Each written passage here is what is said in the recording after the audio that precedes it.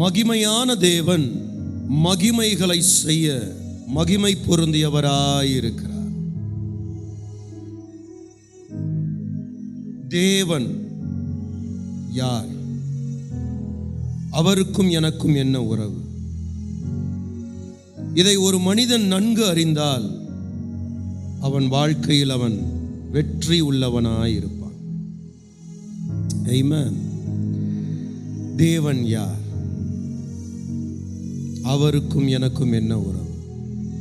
கலாத்தியர் 4ஆம் அதிகாரம் 6வது வசனம் இப்படி சொல்லுகிறது, அப்பா பிதாவே என்று கூப்பிடும் புத்திர சுவிகாரத்தின் ஆவியை அவர் உங்களுக்குள் அனுப்பினார். நல்லா தெரிஞ்சுக்கோங்க, தேவன் அவர் ஏக சக்கராதிபதி, அவர் அண்ட சராசரத்தை ஆளுகிறவர். நான் இப்படி உங்களுக்கு ஒன்று சொன்னேன் மோசஸ் பத்தி. மோசஸ் 1000 தான் கர்த்தரால் பயன்படுத்தப்பட்டவனாய் இருந்தாலும், 1000 தான் கர்த்தரும் மோசையும் முகமுகமாய் பேசிக்கொண்டவர்களாய் இருந்தாலும்,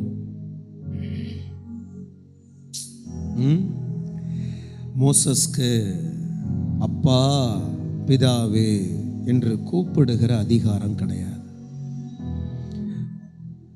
1000 தான் ஆபிரகாம் நம்முடைய முற்பிதாவா இருந்தாலும், பிதாவாகிய தேவனை அப்பா பிதாவே என்று கூப்பிடும் அதிகாரம் அவனுக்கு கிடையாது. தேவனோடு எப்போதும் சஞ்சரித்து எடுத்துக்கொள்ளப்பட்ட மெத்துசுலாவாவே இருந்தாலும், 969 ஆண்டுகள் வாழ்ந்த மெத்துசுலாவாவே இருந்தாலும், அவன் தேவன் என்றுதான் இருந்தானே தவிர அப்பா பிதாவே என்று கூப்பிடுகிற புத்திர சுவிகாரத்தின் ஆவி அவனுக்கு கொடுக்கப்படவில்லை. 8 பெரிய அற்புதங்களை செய்த, ஏன் ஜெபிச்சு 3 தடவை வானத்திலிருந்து டைரக்டா அக்கினியை இறக்கின எலியா என்கிற பெரிய தீர்க்கதரிசியா இருந்தாலும், அப்பா பிதாவே அப்படின்னு கூப்பிடுற அந்த ஆவி அவர்களுக்கு இல்லை.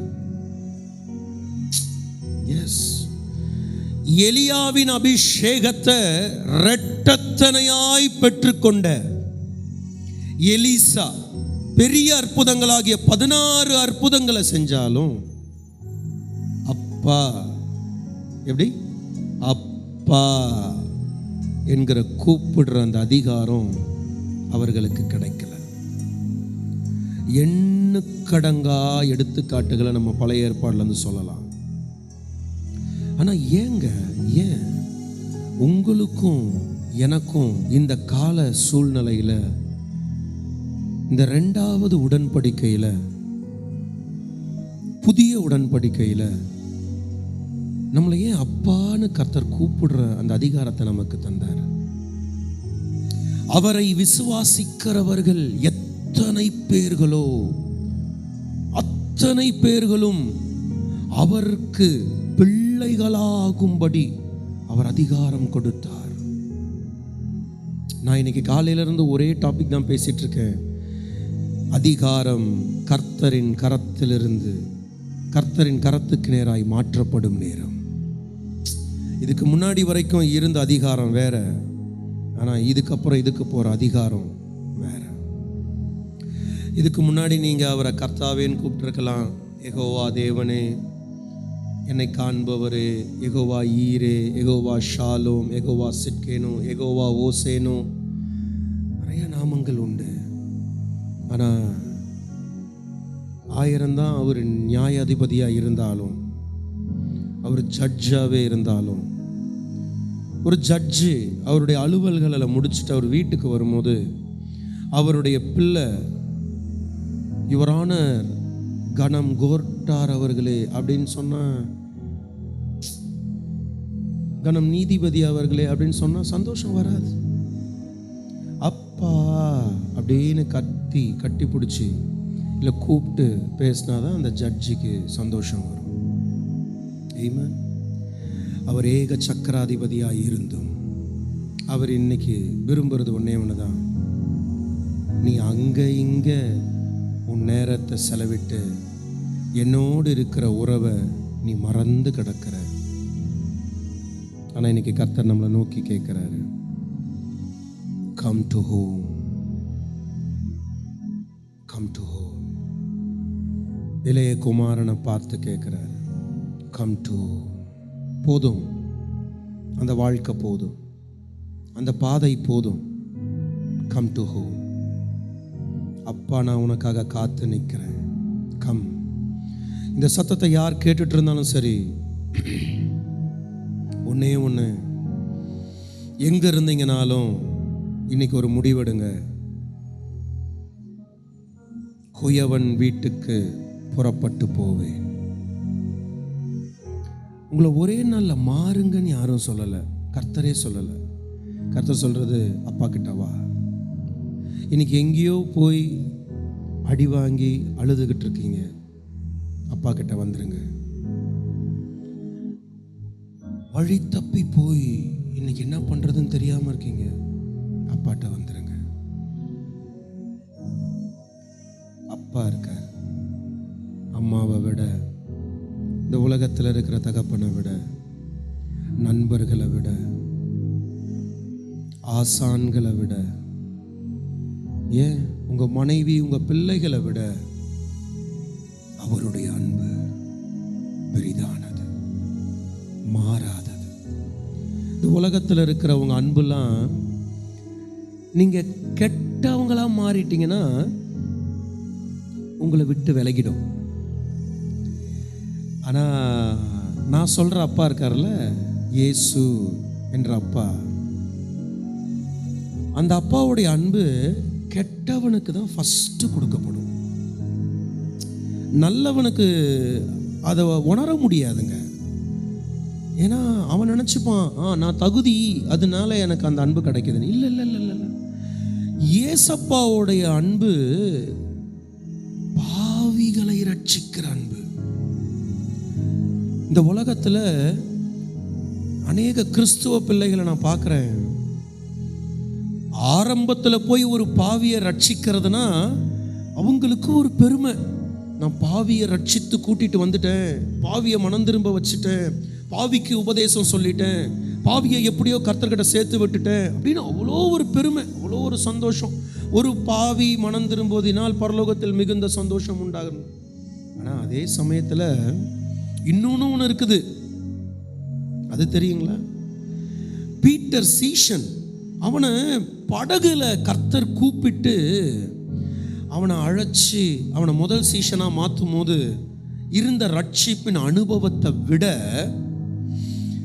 அவன் இயேசுவை மறுதலிச்சு சபிச்சு யாரென்று தெரியலன்னு 3 தடவைக்கு மேல நெகட்டிவ் அப்ரோச்சை கர்த்தருக்கு நேராக செலுத்திட்டு ஊழியத்தையும் விட்டுட்டு வேலைக்கு திரும்பி ஓடி வலைகளை தூக்கிட்டு ஓடி போனவனை தேடி, எந்த அன்னைக்கு 70 சீஷர்கள் மேலே இருந்தாங்க, 2 பேரா ஊழியத்துக்கு போனாங்க, அவங்க வந்து பார்க்கல. இவன் கூடவே 12 சீஷர்கள் இருக்கிறாங்க, அவங்க யாரும் இவனுக்கு பக்கபலமா நின்று பேசல. இவன் ஜான் கூட பீட்டர்கிட்ட வந்து பேசல. அன்பின் சுவிசேஷகன் அவன், அன்பின் அப்போஸ்தலன், அவன் கூட வந்து பேசல. யாருமே அங்க பேசல. ஏன்னா எல்லாரை பொறுத்த வரைக்கும் அவன் அழைக்கப்பட்டவன், அவன் தவறிட்டான். அவன் அழைக்கப்பட்டவன், அவன் விழுந்துட்டான். அவன் அழைக்கப்பட்டவன், அவன் சறுக்கிட்டான். அவன் அழைக்கப்பட்டவன், அவன் பிரிஞ்சிட்டான். அவன் அழைக்கப்பட்டவன், அவன் இன்னைக்கு வேலைக்காக மாட்டான். ஆனா அப்பதான் ஏசப்பா கல்லறையிலிருந்து உயிரோடு எழுந்து வந்து ஒரு தோட்டக்காரனை போல அவருடைய அந்த சீஷன், ஒரு சீஷனை பத்தி ஒரு அம்மையாட்ட சொல்லி அனுப்புறாரு. நீ போய் என் சீஷர்களிடத்தில் சொல், நான் அவர்களை சந்திக்க கலிலியாவுக்கு வரேன் என்று சொல்லிட்டு கூட ஒரு ஸ்டேட்மெண்ட் ஆட் பண்றாரு. பேதுருவின் இடத்திலும் சொல். நான் லவ்வுங்க. இன்னைக்கு நீங்க நல்லவங்களா இருக்கிறீங்க, அதனால் உங்களை எல்லாரும் ரொம்ப நேசிப்பாங்க, உங்களை வாழ்த்துவாங்க, உங்களை போற்றுவாங்க, எல்லாம் பண்ணுவாங்க. ஆனால் ஒன்று சொல்லட்டுமா, நீங்கள் கெட்டவனாக இருக்கும்போதே, நீங்களும் நானும் பாவியாக இருக்கும்போதே கிறிஸ்து உங்களுக்காக எனக்காக மரித்தாரே. அதுதாங்க அந்த அன்பு. எத்தனை அன்பு என் மேல், எத்தனை பாசம் என் மேல், இதற்கு ஈடு என்ன தருவேன் நான்? சொல்லுவீங்களா? இதற்கு ஈடு என்னை தருவேன் நான். ஒருவேளை இன்னைக்கு ஆரம்பத்தில் நல்லா இருந்தேன் பிரதர், இப்போ விழுந்துட்டேன், ஏதோ ஒரு இடத்துல தவறிட்டேன், எனக்கு எழும்புவனான்ற நம்பிக்கை கூட எனக்கு இல்லை, என்னை நேசிப்பாங்கன்னு நினச்சவங்கலாம் என்னை வெறுத்து தள்ளிட்டாங்க அப்படின்னு தனிமையில் வாடிட்டு இருக்கிறவங்கள பார்த்து சொல்கிறேன், இல்லை இல்லை இல்லை இல்லை, அப்பா இருக்கார். தேவன் யார் என்பதையும் அவர் அந்த தனி மனிதனோட என்ன உறவு கொள்ள வேண்டும் என்றதை நீங்கள் புரிஞ்சுக்கிட்டீங்கன்னா உங்களை விட இந்த உலகத்தில் வெற்றியாளர்கள் யாருமே இருக்க மாட்டாங்க. ஆமென், ஆமென் சொல்கிறீங்களா? எஸ். கவலைப்படாத. சகேயுவை கர்த்தர் சந்திக்க போனப்ப ஒரு பயலுகளுக்கு கூட சந்தோஷம் இல்லை, எல்லாம் முறுமுறுக்கிறானுங்க. இப்படி உங்களை பார்த்து தேவனுடைய வார்த்தையை சொல்கிறேன், தேவன் உங்களை சந்திப்பார். அது அநேகருடைய சந்தோஷத்தை கெடுக்கும். ஏன்னா அவர்கள் நல்ல உள்ளத்தோடு இருந்தாங்கன்னா உங்களுக்காக அவங்க சந்தோஷப்படுவாங்க. ஒருவேளை அவங்க நல்ல உள்ளத்தோடு இல்லைன்னா அவர்களுடைய இருதயம் முறுமுறுக்கும். சகேயுவை இயேசு சந்தித்த போது, சகேயு யார் தெரியுமா? ஒரு பாவி. அந்த காலகட்டத்திலே ரெண்டு பாவம் தாங்க மிக பிரதான பாவம். மனுஷர்கள் அவங்கள ஒதுக்கி வைப்பாங்க. நம்பர் 1 விபச்சாரம், 2வது வரி வசூலிப்பது, ஆயக்காரர்கள். சகேயு யாருன்னா ஆயக்காரன், பாவியிலே பிரதான பாவின்னு எண்ணப்படுற ஒரு நபர். எல்லாராலையும் பணத்தை திருடுறவன், பணத்தை வாங்கி வாங்கி 4 மடங்கா 5 மடங்கா வாங்கி வாங்கி சேர்க்கிறவன், ஊர் உலகத்தை அடிச்சு உலையில போடுறவன், தகுதியே இல்லாதவன், கெட்டவன், மற்றவங்க உழைப்பெல்லாம் தின்றவன். ஒரு பெர்சன்டேஜ் கூட அவனுக்குள்ள நல்லது கிடையாது, அவன் வேஸ்ட். ஆனா அவன்கிட்ட ஒன்னே ஒன்று இருந்துச்சு, அவனும் ஆபிரகாமின் குமாரனாய் இருக்கிறானே. என்ன வேர்டு இல்லை? இயேசு அவனை பார்த்து உன்னே, ஐயா ஒன்று சொல்லட்டுமா, இப்போ நீ எவ்வளோ பெரிய அழுக்கில் வேணாலும் இரு, எப்பேற்பட்ட தப்புல வேணாலும் இரு, ஆனால் ஒன்னே ஒன்று, இயேசு எப்படிப்பட்டவரோ அப்படின்னு பார்க்கணுன்ற ஒரு ஆசை மட்டும் உனக்குள்ள வந்துருச்சுன்னா உன் தோத்து போன வாழ்க்கையை கர்த்தர் மாத்திருவாரு. அழிஞ்சு போன உன் வாழ்க்கையை கர்த்தர் மாத்திருவாரு. காயப்பட்டு இருக்கிற உன் வாழ்க்கையை கர்த்தர் மாத்திருவாரு. ஓம் சக்தி கோயிலில் அந்த ஆயா கையிலிருந்து சாப்பாடு வாங்கி சாப்பிட்டு வளர்ந்த ஆள். சிவன் கோயிலில் கல்தாட்டி பூசாரி சுரேஷ் என்கிற அவரு கூடவே சுற்றிக்கிட்டு, ஸ்கூல் விட்டு வந்தோடனே வீட்டுக்கு போயிட்டு அவரு கூடவே சுற்றிக்கிட்டு தினமும் 1008 வாட்டி ஓம் நம சிவாய ஓம் நம சிவாயன்னு சொல்லி பக்தியாக இருந்த ஒரு நபர் தான் நான். ஆனால் நான் ஒன்னே ஒன்று தெரிஞ்சுக்கிட்டேன், எங்கேயுமே கிடைக்காத அன்பு இயேசுகிட்ட கிடைச்சது.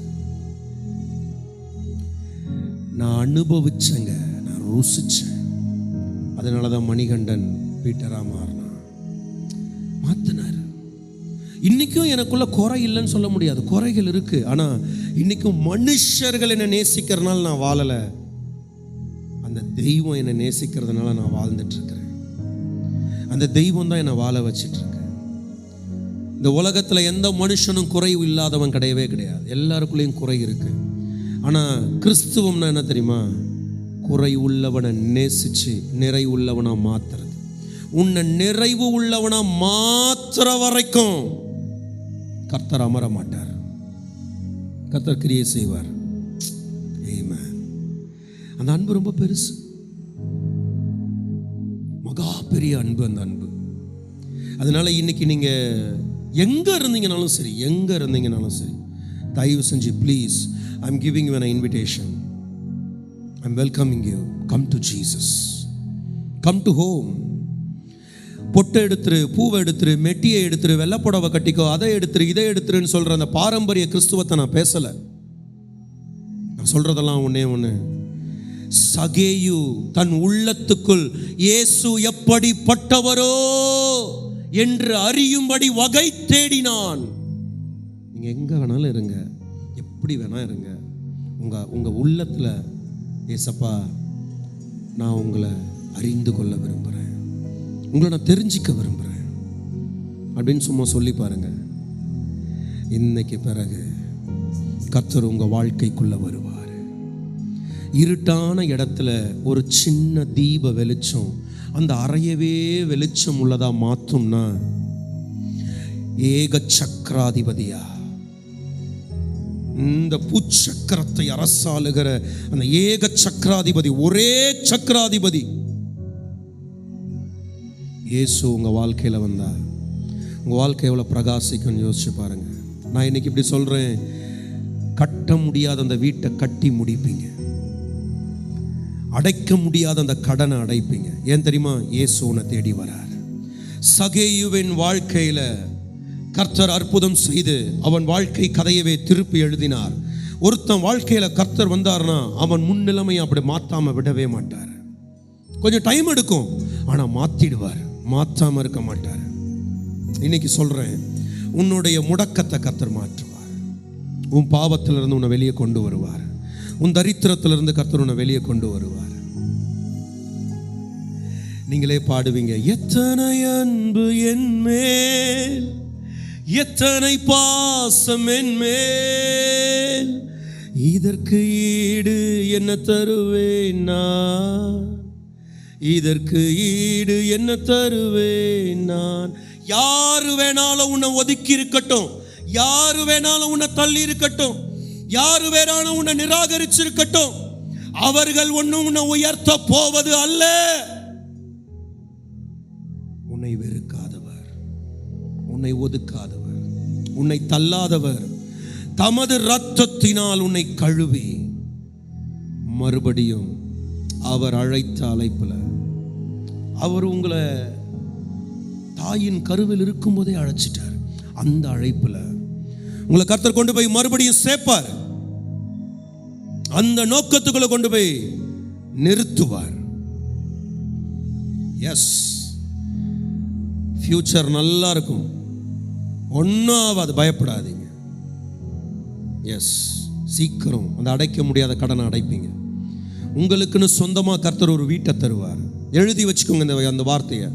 சீக்கிரமாக கர்த்தர் உங்களுக்குன்னு சொந்தமாக ஒரு வீட்டை தருவார். வாடகை கூட கொடுக்க முடியாமல் கஷ்டப்படுகிற உங்களுக்கு தேவன் உதவி செய்வார். வியாதி வியாதி வியாதி வியாதி, முடியல முடியல முடியல முடியலன்னு வியாதி புராணம் பாடிட்டு இருந்த உன் வாழ்க்கையை, படுக்கையில் இருந்த உன் வாழ்க்கையை கர்த்தர் மறுபடியுமாய் சீர்படுத்தி உன்னை எழுப்பி விடுவார். மரித்தோரை உயிரோடு எழுப்புகிற கர்த்தர் மோசையின் கரத்தில் இருந்த கோலை கீழே போட செய்தோனே அது வலு சர்பமாய் உயிரடைந்தது. இன்னைக்கு இப்படி சொல்லுகிறேன், செத்து கிடக்கிற உன் கையில செத்து கிடக்கிற எதுவானாலும் சரி, அதை மறுபடியும் கர்த்தர் உயிரடைய செய்வார். பார்வோனுக்கு முன்பாக அதை பிரதிபலிக்கவும் செய்வார். நீ நிற்க வேண்டிய ஸ்தலத்துல நீ நிப்பமா? மகனே, உனக்கு கிடைக்க வேண்டிய வேலை, உனக்கு கிடைக்க வேண்டிய கரியர் உனக்கு கிடைக்கும். உனக்கு கிடைக்க வேண்டிய மேடை உனக்கு கிடைக்கும். உனக்கு கிடைக்க வேண்டிய வாய்ப்பு உனக்கு கிடைக்கும். உன்னை விட மாட்டார், தள்ளாட விட மாட்டார். நான் மறுபடியும் சொல்றேன், எரேமியா 18வது அதிகாரம் 1-5, குயவன் கையில் அந்த களிமண் இருப்பது போல் நீங்கள் என் கையில் இருக்கிறீர்கள். அந்த தேவனை நீங்க அறிஞ்சுக்கோங்க. அந்த களிமண் எப்படி குயவன் கையில கம்முன்னு அடங்கி கிடக்குமோ அந்த மாதிரி இன்னையிலிருந்து அடங்கிடுங்க. உலகத்துடைய அபிப்பிராயத்தில் வாழாதீங்க, அவங்க உங்களை சாவடிச்சிருவாங்க. இன்னைக்கு நீங்க வெள்ளை சட்டை போட்டு வெளியே போனீங்கன்னா வந்துட்டான் பார் அப்படின்னு வாங்க. ஒரு நாள் வாவ் சூப்பர்னுவாங்க, இன்னொரு நாள் நீங்க விழுந்ததுக்கு அப்புறம் மறுபடியும் வெள்ளை சட்டை போட்டீங்கன்னா எப்படி இருக்கிறான் பார், ஊரை ஏமாத்திட்டு திரியிறான் பாருன்னுவாங்க. ஒரு ஒரு ஒரு ஒரு பெண்மணி ஒரு விபச்சாரத்தில் மாட்டிக்கிறா. இயேசு வாழ்ந்த காலகட்டத்தில் கையும் காலமாய் பிடித்தார்கள்னு வேதம் சொல்லுது. ஆனா கையும் காலுமாய் பிடித்தார்கள்னா அங்க ஒரு ஆணும் இருந்திருக்கணும். அந்த விபச்சாரம் செய்யும் போது அந்த ஆண்மகன் எங்க போனானே தெரியல. அந்த பெண்மணியை மட்டும் எடுத்துட்டு வந்து முன்னாடி போட்டு அவளை தண்டிக்கிறதுக்கு கையில கல்லெடுத்து நின்ன உலகம் இந்த உலகம். ஆனா அந்த இடத்துல அந்த இயேசு கிறிஸ்துன்ற அந்த தெய்வம் அங்க இருக்கிறவர்களை பார்த்து சொன்னாரு, உங்களுக்குள்ள யாருக்குள்ள பாவம் இல்லையோ நீங்க அவங்க முதல் கல்ல போடுங்க அப்படின்னாரு. பெரியவர்கள் முதல் சிறியவர்களை ஒருத்தர் அங்கிருந்து நகர்ந்து போனாங்களாம். அப்படின்னா நீங்க தெரிஞ்சுக்கோங்க, இந்த காலகட்டத்தில் பாவம் இல்லாத பெரியவனும் இல்லை சிறியவனும் இல்லை. எல்லாருக்குள்ளேயும் ஏதோ ஒரு பாவம் உண்டு, ஏதோ ஒரு தவறு உண்டு. அதனால மற்றவங்க அபிப்பிராயத்தில் வாழாதீங்க. அவங்க உங்களை கொடுத்து உங்களை காட்டி விரல் நீட்டுற அந்த அதிகாரம் அவங்களுக்கு கிடையாது. ஒருவேளை உங்களை கர்த்தர் விரல் நீட்டி நீ திருந்தணும்னு சொல்றாரா, திருந்திரு, மாறிடு, மனம் திரும்பிடு. ஆனா அப்ப கூட அவர் உன்னை கண்டம்னேஷன் பண்ண மாட்டாரு, கன்விக்ட் தான் பண்ணுவார். வசனம் சொல்லுகிறது, பரிசுத்த ஆவியானவர் உங்களை அவர் உணர்த்துவாராம். கன்விக்ட், உணர்த்துவார், அக்கின தீர்க்க மாட்டார், உங்களை உணர்த்தி சொல்லுவார். சேஞ்ச் ஆயிடலாம். மனுஷ அபிப்பிராயத்தை விட்டுட்டு, மனுஷ அபிப்பிராயத்துக்காகவே வாழ்கிறத விட்டுட்டு, வெட்கப்பட்டு வாழ்கிறத விட்டுட்டு, அவமானப்பட்டு வாழ்கிறத விட்டுட்டு, அகைன் உங்க மேல மறுபடியும் அந்த சால்வை எடுத்து போத்திக்கோங்க. உங்களுடைய அலங்கார வஸ்திரத்தை உடுத்தி கொள்ளுங்க. கம் ஆன், அரைஸ், எழுந்து குயவன் வீட்டுக்கு போ. கர்த்தர் சொன்னார்ல, எழுந்து குயவன் வீட்டுக்கு போ. எரேமியா கிட்ட சொல்றாரு, இன்னைக்கு குயவன் வீடுனா ஆலயம் தான். வாங்க, ஆலயத்துக்கு வாங்க. வாரம் ஞாயிற்றுக்கிழமை 9 மணிலேருந்து 11 மணி வரையும் ஆராதனை நடத்துறோம். வாங்க, உங்க ஆலயத்துக்கு போங்க. ஆலயத்துக்கு போகாம இருக்காதீங்க. நீங்க அங்க போக தான் நீங்க வணையப்படுவீங்க, நீங்க புதிய பாத்திரமா மாற்றப்படுவீங்க. எரேமியா தீர்க்கதரிசி கிட்ட சொல்றாரு, எழுந்து குயவன் வீட்டுக்கு போ. எங்க நீ வாழ்ந்துட்டு இருந்தாலும் சரி, இப்ப இந்த செய்தியை கேட்டுட்டு இருக்கும் போதே தப்பு பண்ணிட்டு இருந்தாலும் சரி, இல்லை இந்த செய்தியை கேட்டுட்டு நீ போய் மறுபடியும் தப்பே பண்ண போறதா இருந்தாலும் சரி, உனக்கு நான் மறுபடியும் சொல்லுவேன், உனக்காக எப்போதும் கதவு திறந்திருக்கும். இயேசு கை விரிச்சு உனக்காக காத்திருப்பார். கம், நான் உன்னை கட்டி அணைத்து கொள்ளுகிறேன். உன் நாற்றத்தை எல்லாம் வாசனையா மாற்றுகிறேன். அந்த அறைக்குள் நீ செய்த அந்த தப்பீதங்களை நான் மன்னித்தேன். குப்பை மேட்டில் நின்றதை நான் மன்னித்தேன். அவதூறான பாதாளத்தில் விழுந்து கிடந்ததை நான் மன்னிச்சேன். உன்னுடைய அக்கிரமங்களையும் உன்னுடைய மீறுதல்களையும் என் முதுகுக்கு பின்னால் தூக்கி எறிந்தேன். கிழக்குக்கும் மேற்குக்கும் எவ்வளவு தூரமோ அவ்வளவு தூரமாய் பாவங்களை என் முன்னிருந்து அகற்றினேன். இப்படின்லாம் சொல்ல ஒருத்தரால மட்டும்தான் முடியும். இந்த மனுஷ பசங்க இருக்கிறானுங்க பாருங்க, என்னையும் சேர்த்து தான் சொல்றேன். நம்ம வீட்டுக்குள்ளேயே யாராவது ஒருத்தர் ஒரு தப்பு பண்ணிட்டா 10 வருஷம் கழிச்சு கூட சொல்லி குத்தி காட்டுவோம். ஈவன் நானும் தான் மனுஷன். ஆனா தெய்வங்க, அவரு குத்தி காட்டாத தெய்வம், வேதனைப்படுத்தாத தெய்வம், காயப்பட்ட இடத்துல காயத்தை கற்ற தெய்வம், அழகுபடுத்துவார், ஆசீர்வதிப்பார். இன்னைக்கு நீ நல்லா இல்லைன்னு உன்னை எல்லாம் அற்பமாக நினைக்கிறாங்க. உன்னை நல்லா வைப்பார். உன்னை அற்பமாக நினைச்ச இடத்துல உன் தலையை நிமிர்த்துவார். உன்னை தாழ்ந்து போக விட மாட்டார். நீ அழுததை அவர் பார்த்துட்டார். நீ அவர் கையில் இருந்த களிமண் தான், ஓகே பரவாயில்ல, உளுத்து போயிட்ட விடு. ஆனால் இப்போ மறுபடியும் அவர் உன்னை வேற பாண்டமாக மாற்ற விரும்புகிறார். மோசேயை பார்வோனிடத்தில் அனுப்பியது போல எரேமியாவை குயவன் வீட்டுக்கு அனுப்பினார். எலியாவை எப்ரோனுக்கு அனுப்பினார். எப்ரோனிலிருந்து எலிசாவை தேடி எலியாவை அனுப்பினார். இயேசுவை என்ன சொல்றது, கார்பெண்டர் வீடு, அந்த கார்பெண்டர் வீட்டில் இருந்து யோவான் ஸ்நானகனை தேடி அனுப்பினார். போய் ஞானஸ்தானம் எடுத்துக்கோ போ அப்படின்னாரு. ஆபிரகாம ஊருன்ற தேசத்திலிருந்து புறப்பட்டு போ, மோரியா தேசத்துக்கு போ, நான் காண்பிக்கிற ஒரு மலையில் உன் பிள்ளைய பலி கொடுப்போ. ஆண்டவர் ஒரு விஷயத்தை சொல்லி மூவ் பண்ணார்னா அந்த இடத்துல அவங்க வாழ்க்கை இருந்த வண்ணமா இருந்த வரலாறே இல்லை. யாழ்பாரா ஹண்டதனா.